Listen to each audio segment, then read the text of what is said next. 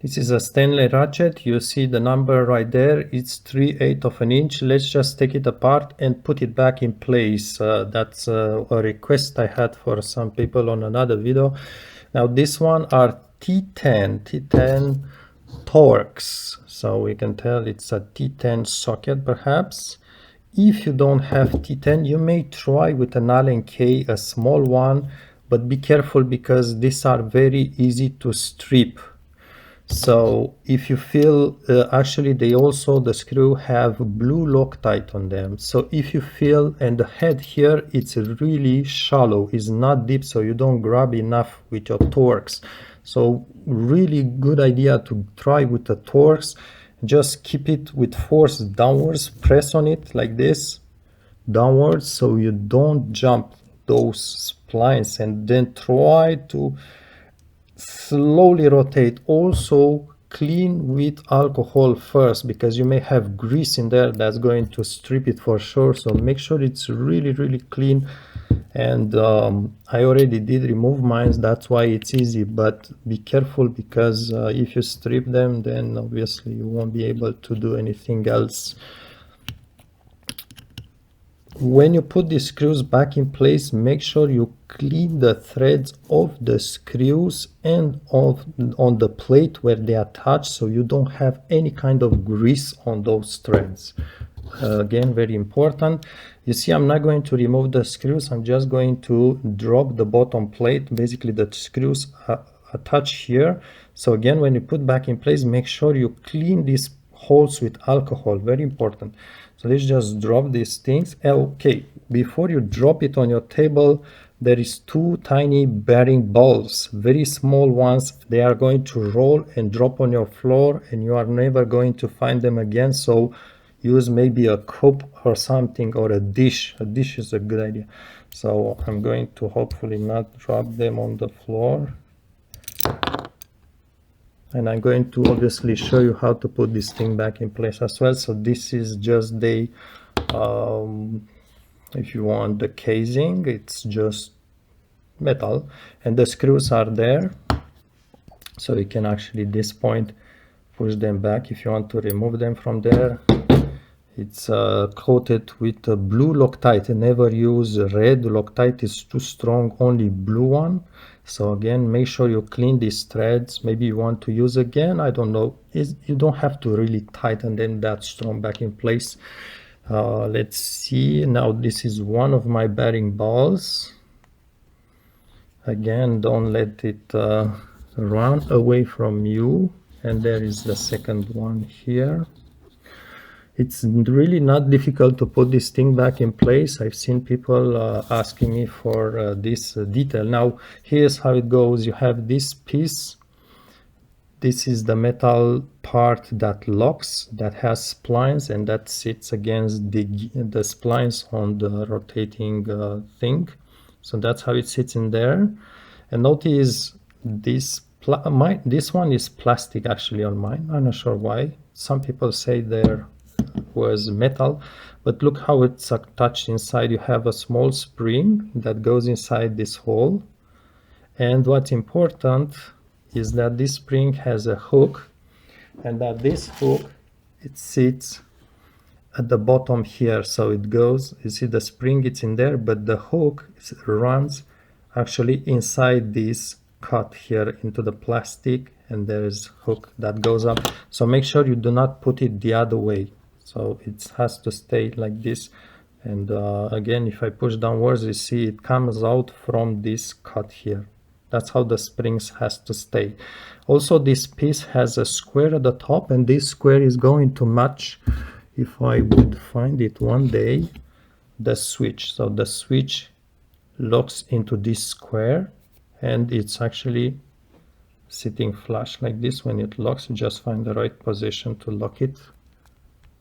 And it actually rotates this thing, so the switch is going to rotate this piece, but it has to lock with the two squares against each other. So when we put it back in place, what you want to do is grab this piece. It has two holes where the spring can go. It doesn't matter which side you use, either this side or either flip it like this, but it has to be like this against the splines, right? So not like this. Okay, so that's pretty logical. It has to stay match the splines. So we are going to insert this part of the spring into either hole. Again, doesn't matter which side. So let's put it on this one. So make sure you insert it in there. And perhaps a good idea just to make sure this piece where the hook stays, it's not moving away. Just keep it in the center, that's okay, don't worry much. So what we are going to do to put this thing back in place, we are going to grab the switch and put it from the bottom of the case with the tip, and look at the position, the hole, it's towards you. We are going just to insert the tip like that. So if you want from the bottom up, I'm going to insert it, bring the tip like this, and the switch stays like that. It cannot come out from there. It's basically sitting in there. It's not going to drop. Now, maybe it's easier to just keep it center because you need to match the squares here, that square. So maybe just keep it center. It's not a big deal. But and now let's just put it down, and I'm going to flip this thing, keep them together, flip with the square. Make sure the spring stays in there. You don't need to push it at this moment, but just flip it like this, keep them together.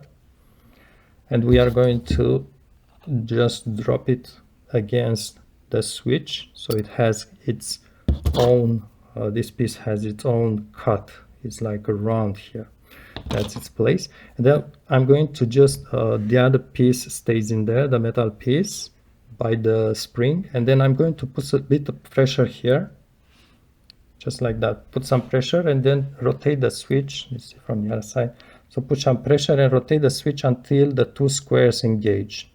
You'll feel a snap. So right now, if it did snap in place, if I'm looking from behind again, I'll tell you that the plastic piece is kind of just recessed a little bit. It's sitting lower here than here. So this is just slightly higher. That's its position.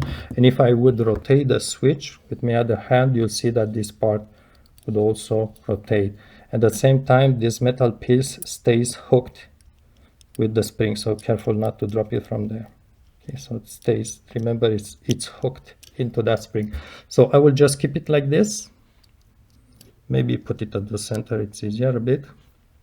And I'm going to drop the other part from the bottom with the switch at the top. So just drop it and maybe put it against the metal corresponding piece with spline. Just press against that thing.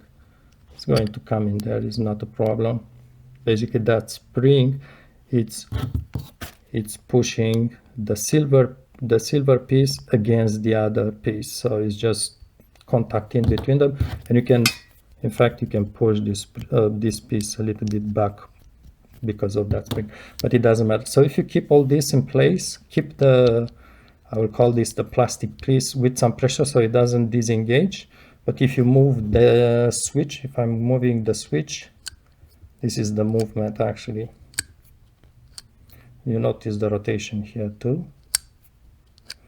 It doesn't matter the angle of this because this can turn at any moment. So it's just like that.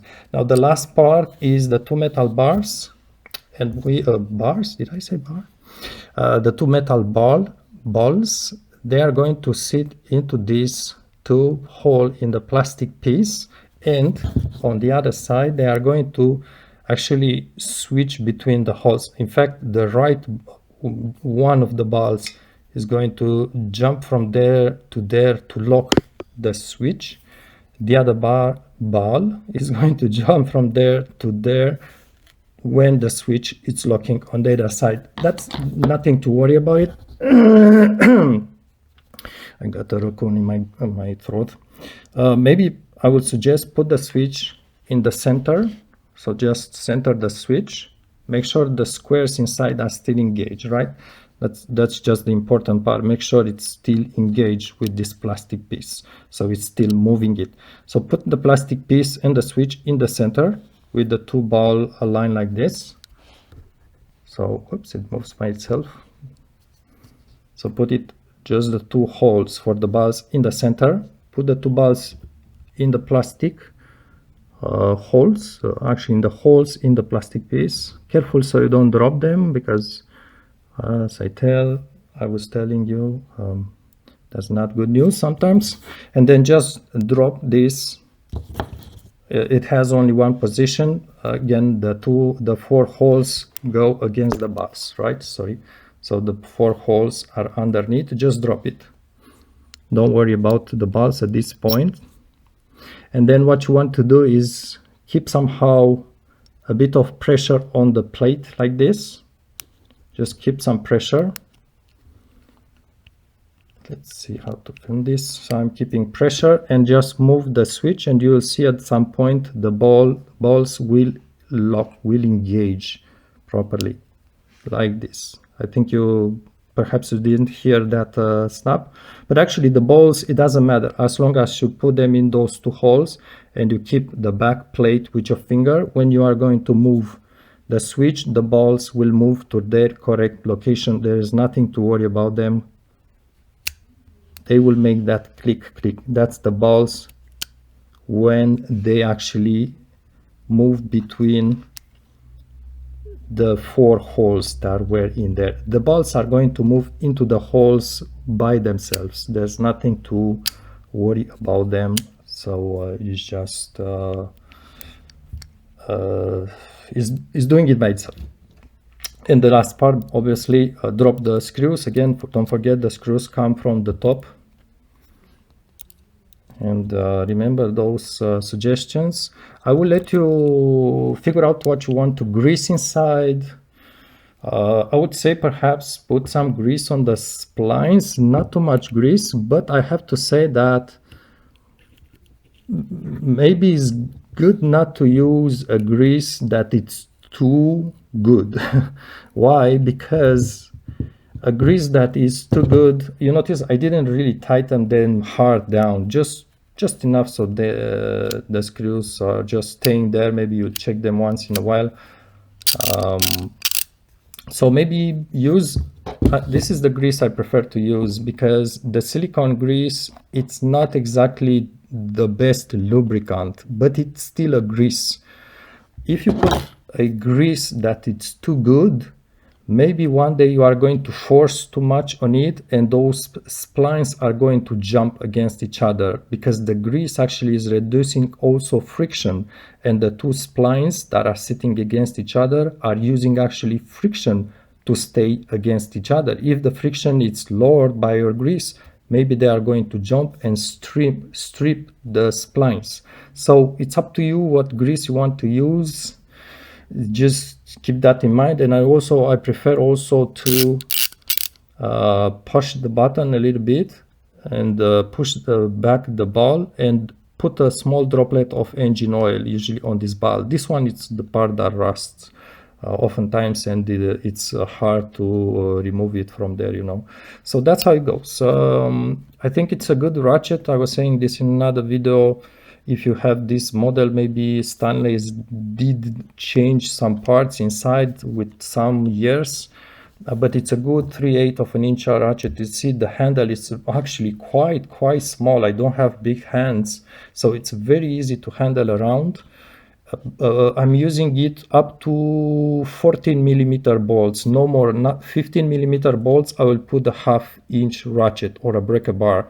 So don't force too much. It's not the strongest ratchet out there, but for the price, it's a great option in my opinion. It has a weight to it. It's not too heavy. It's well balanced in hand as well, and it's just easy to work around with it. But a little bit of maintenance is going to make it last even longer. And also I've heard the sockets. I never had problems with the sockets, but people on internet say the sockets from Stanley are also very good quality, perhaps even better than the ratchet itself. All right, thanks for watching.